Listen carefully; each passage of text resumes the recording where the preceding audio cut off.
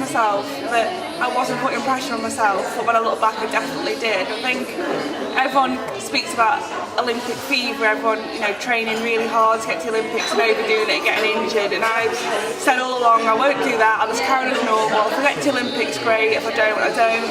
But I definitely did get Olympic fever because, I was training really well, trained really hard, and then I got a bit of a problem, and when I should have stopped, when I probably would have done in other years, I didn't. I carried on running through what turned out to be a broken rib, and ended up running the Olympic trials with a broken rib in immense pain. I mean, I never ever would have done that if it wasn't for the fact that it was a home Olympics. I was willing to do anything to get there, and even if that meant running with a horrendous injury, I was willing to do it.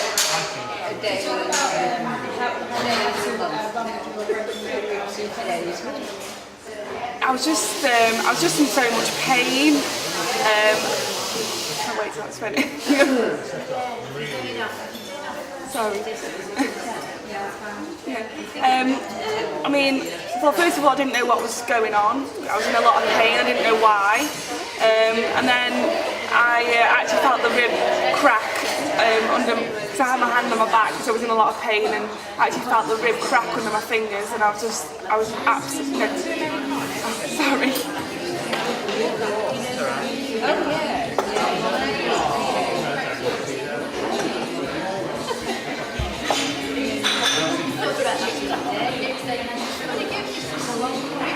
you want to start again?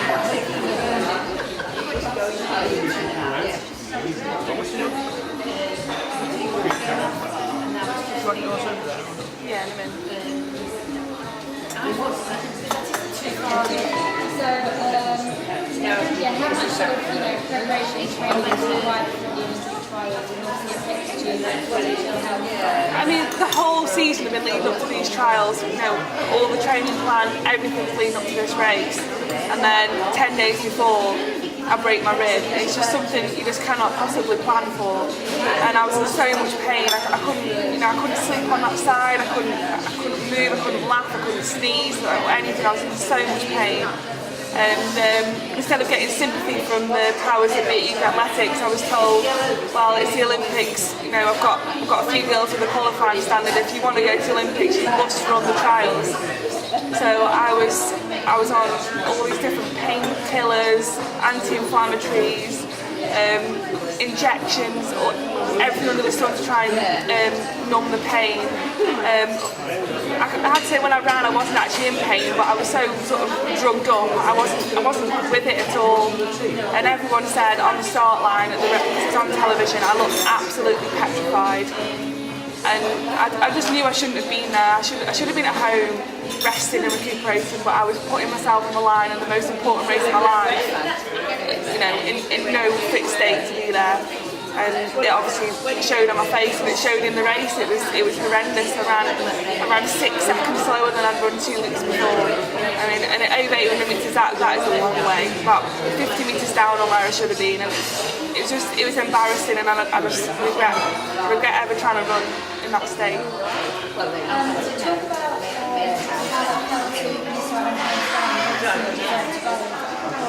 Yeah, I mean, despite running so badly in the Olympic trials, I'd still run the Olympic qualifying standard, and I had a genuine reason why I ran badly in the trials.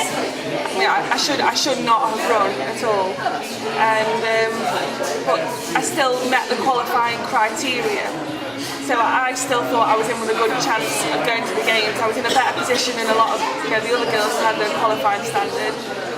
And then, as it was, they picked someone who hadn't even got the Olympic A standard. They picked someone who'd run a second and a half slower than me, and I couldn't comprehend that.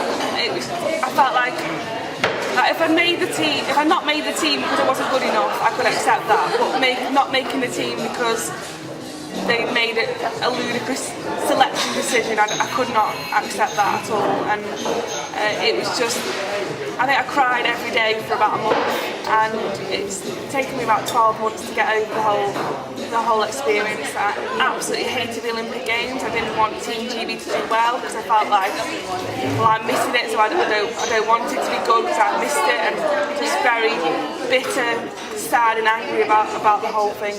Just awful. And now that you've overcome it, do you have an Olympics inspired you?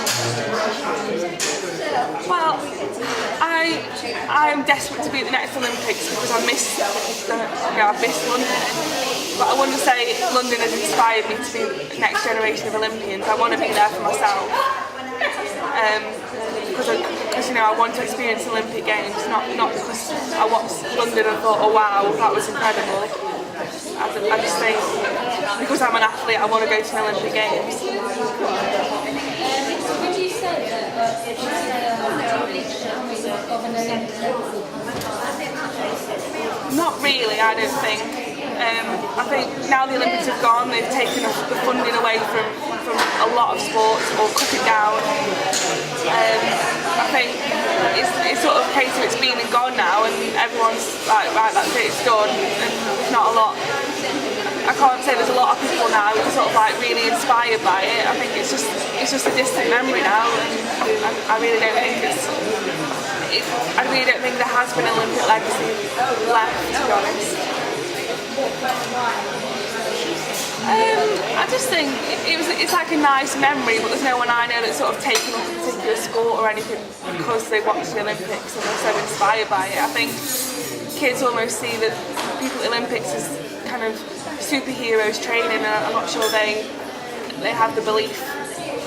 And I don't think the systems are in place in the schools, and the government funding is there to make kids believe that they can make that next step.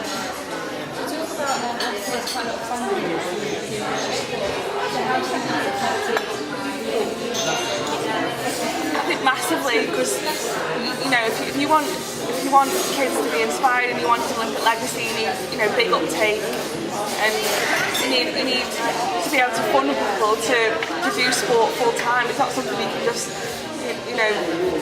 mess about at. If you want to be an Olympian, you have to work damn hard at it. And I think if they want an Olympic legacy, they need to put more money in. But they haven't. They've just taken it all away.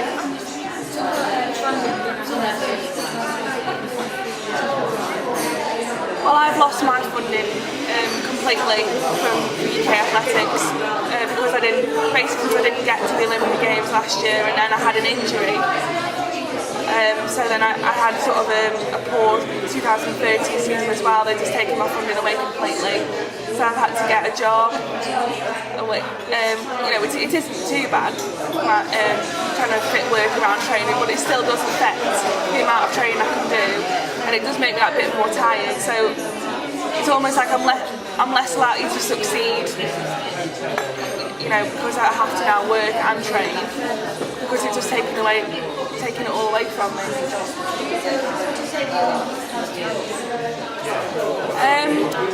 Me personally, I think it's just taught me that I don't want to miss another one, and so, okay.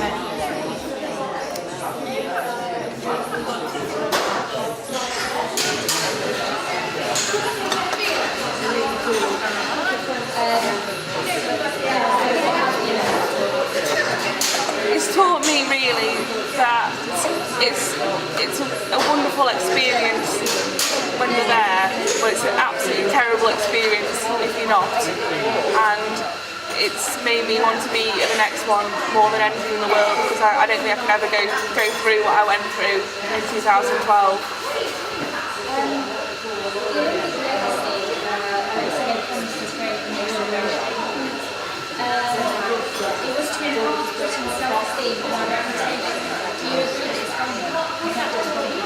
I think it has enhanced our reputation.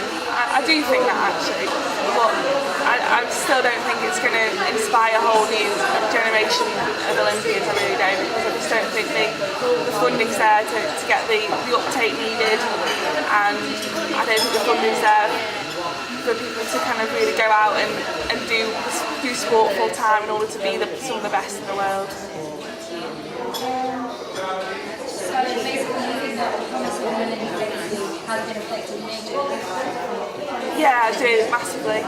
And I do think we've got a good reputation now because we put on a good show, but I think that is it. I think, and once Rio comes along, we'll just be a distant memory and that'll be it. I don't think there's kind of much more legacy to it than that, to be honest.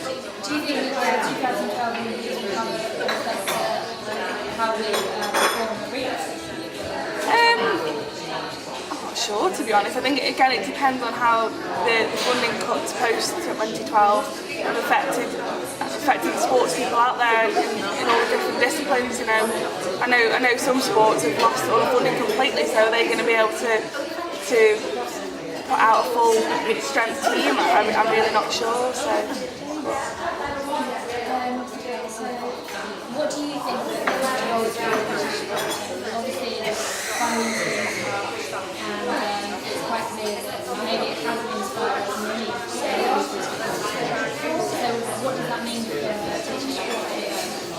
I think more and more people are going to start turning to the big money sports like football and possibly like rugby or something, but I think smaller sports are going to really suffer because there's just not that incentive there to go into it. I mean, I do athletics because I love the sport, but I certainly don't do it for the money. There's hardly any money in it unless you're sort of Usain Bolt as well.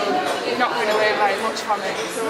And sort of the generation of kids coming up who see all these multi-million-pound footballers, I can see they're going to be much more incentivised to go for that than go into something like jiu-jitsu or taekwondo or something. It's not the way they're going to want to go. How do you think overall, do you think that there is ever an incentive there? I think so. I think the incentive of the home games did inspire a lot of sports people to kind of really raise the game, and I think we did perform very well in 2012, so I'm just not sure whether that is going to continue.